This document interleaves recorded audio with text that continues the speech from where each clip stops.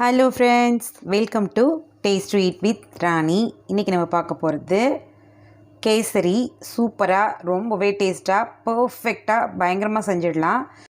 இது வரைக்கும் நம்ம சேனலை சப்ஸ்கிரைப் பண்ணாதங்க, சப்ஸ்கிரைப் பண்ணிவிடுங்க. அப்படியே பக்கத்தில் உள்ள பெல் ஐக்கானை கிளிக் பண்ணிவிடுங்க. இதுக்கு நான் ஃபஸ்ட்டு அடுப்பில் கடாய் வச்சுருக்கேன். இப்போது நம்ம இதில் கொஞ்சமாக நெய் சேர்த்துக்கலாம். நான் 2 டேபிள் ஸ்பூன் அளவு நெய் சேர்த்துருக்கேன். நெய் நல்லா உருகட்டும். நெய் நல்லா உருகி சூடாயிருச்சு. இப்போ நான் அடுத்ததாக முந்திரி கொஞ்சமாக எடுத்து இந்த மாதிரி சின்ன சின்னதாக உடச்சி வச்சுருக்கேன். இப்போது இந்த நெய்யில் இந்த முந்திரியை சேர்த்துடலாம். சேர்த்துட்டு நல்லா பொன்னிறம் ஆகிற வரைக்கும் ஃப்ரை பண்ணி எடுத்துக்கோங்க.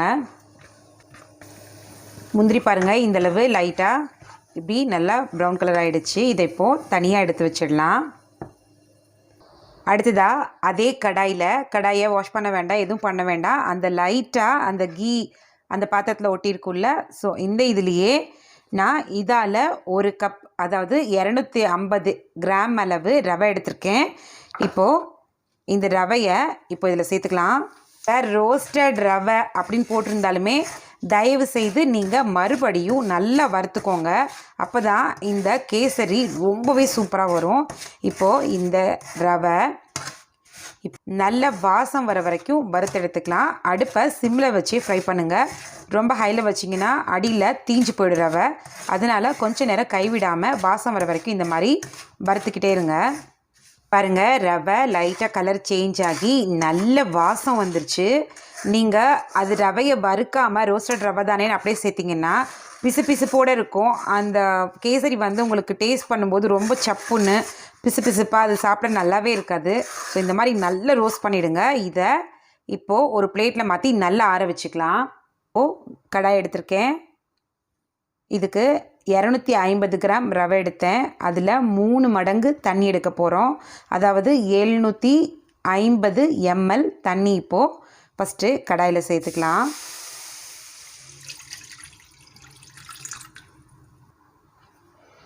தண்ணி கடாயில் ஊற்றினதுமே இப்போது இதில் நான் கொஞ்சமாக ஃபுட் கலர் எடுத்திருக்கேன். இந்த ஃபுட் கலரை இதில் ஆட் பண்ணிக்கலாம். ஃபுட் கலர் ஆட் பண்ணதுக்கப்புறமா ஒரு தடவை மிக்ஸ் பண்ணி விட்டுருங்க. இப்போது ஒரு மூடி போட்டு வச்சிடலாம். தண்ணி நல்லா கொதி வரட்டும். அது வரைக்கும் கொஞ்சம் நேரம் வெயிட் பண்ணலாம்.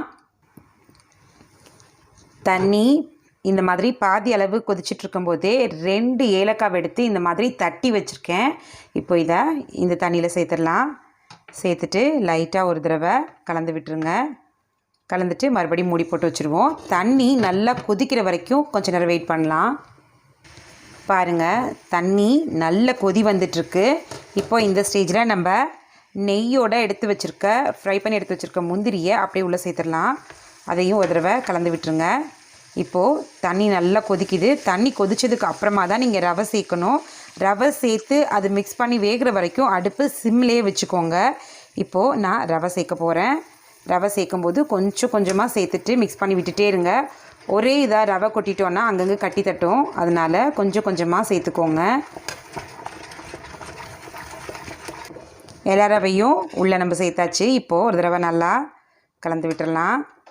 கலந்துட்டு இப்போது மூடி போட்டு வச்சுருங்க. அடுப்பு சிம்லேயே வச்சுருங்க. ரவை வேகட்டும். ரவை வேகிறதுக்கு முன்னாடியே சுகர் சேர்த்துட்டிங்கன்னா ரவை கரெக்டாக வேகாது, அப்படியே தான் இருக்கும். அதனால் ரவை 3/4 வேந்ததுக்கப்புறமா நம்ம இதில் சுகர் ஆட் பண்ணிக்கலாம். பாருங்கள், ரவை நல்லா வெந்துருச்சு. இதுவே சுகர் சேர்த்திங்கன்னா ரவை அவ்வளோ சீக்கிரம் வேகாது. அதனால் வெந்ததுக்கப்புறமா இப்படி கட்டியானாலும் பயப்பட வேண்டாம். நீங்கள் இப்போ சுகர் சேர்க்கும் போது அது நல்லா மெல்ட் ஆகி கரெக்டான கன்சிஸ்டன்சி வரும். இப்போது நம்ம 1 கப் அளவு ரவை எடுத்திருக்கோம். அதில் 1.5 கப் அளவுக்கு சுகர் எடுத்திருக்கேன். அதே கப்பில் 1.5 கப்பு இந்த சுகரை அப்படியே உள்ளே சேர்த்துடலாம். உள்ளே சேர்த்துட்டு நல்லா அடுப்பை ஃபுல் சிம்லேயே வச்சுக்கோங்க. இந்த சர்க்கரையோட நல்லா மிக்ஸ் பண்ணி விடுங்க. இந்த சர்க்கரை நல்லா மெல்ட் ஆகி கரெக்டாக வர ஆரம்பிக்கும். நான் ரொம்ப ஃபுட் கலர் சேர்க்க வேணாங்கிறதுனால லைட்டாக தான் சேர்த்துருக்கேன். அதனால் கலர் கொஞ்சம் எல்லோயிஷாக தான் தெரியும். இப்போது இது எல்லாத்தையும் நல்லா மிக்ஸ் பண்ணி விடுங்க. சர்க்கரை பாருங்கள் மெல்ட் ஆக ஆரம்பிக்குது. பாருங்கள், சர்க்கரை போட்டு இந்த மாதிரி நல்லா கரைஞ்சி கொஞ்சம் திக்காக ஆரம்பிச்சிருக்கு. இப்போது இந்த ஸ்டேஜில் நம்ம நெய் சேர்த்துக்க ஆரம்பிச்சிக்கலாம். நான் 100 ml அளவு நெய் எடுத்திருக்கேன். கொஞ்சம் கொஞ்சமாக சேர்த்து மிக்ஸ் பண்ணி விட்டுடலாம். பாருங்கள், 100 கிராம் நெய்யில் பாதி அளவு சேர்த்தேன். இது நல்லா உறிஞ்சிடுச்சு. இந்த ரவை நல்லா இழுத்துருச்சு. அடுத்து திரும்ப ஒரு 2 ஸ்பூன் அளவு சேர்த்துக்கலாம். திரும்பவும் மிக்ஸ் பண்ணி விட்டுக்கலாம்.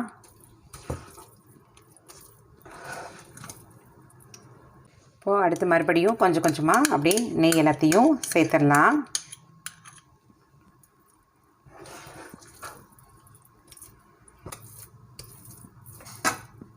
அவ்வளோதான், நம்ம கேசரி ரெடி ஆகிடுச்சு. இப்போது இறக்கிடலாம். அவ்வளோதான் பாருங்கள், நம்ம கேசரி ரொம்ப சூப்பராக தயாராகிடுச்சு. பிகினர்ஸ் கூட ஈஸியாக பண்ணிடலாம். இதே மெஷர்மெண்ட்டில் இதே மெத்தடில் பண்ணிங்கன்னா கண்டிப்பாக நீங்களும் ட்ரை பண்ணி பாருங்கள். ட்ரை பண்ணி பார்த்துட்டு எப்படி இருக்குன்னு கமெண்ட்டில் சொல்லுங்கள்.